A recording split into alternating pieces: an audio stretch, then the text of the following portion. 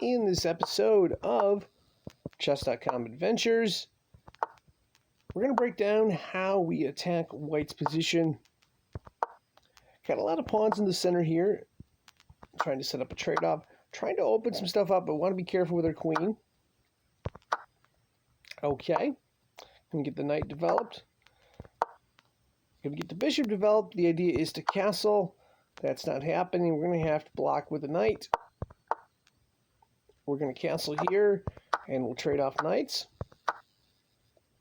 So we have a pretty good position here in that all our rooks are on row 8.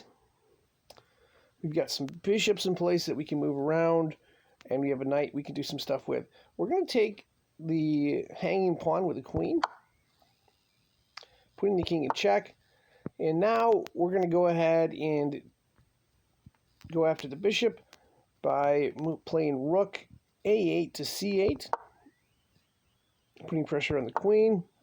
The queen's going to get compensation by taking our bishop. That's okay. We've got a rook in position. We're okay with the trade. Now we're going to put more pressure with the bishop. Okay. Now remember, we cannot take the f4 pawn as is guarded by the bishop on c1. Something to keep in mind. So we're going to play the knight here. Now there's a smothered mate we're threatening. White sees it. They push the pawn out. We go for the check. Okay. In this spot right here, again, we cannot go after f4. So came up with the idea of taking the bishop with the rook. And there's a reason for that, is that we have a check fork. We're going to end up losing the knight, of course.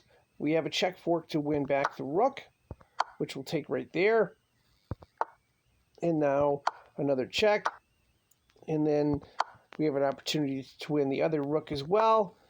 And at this point, White decides to resign.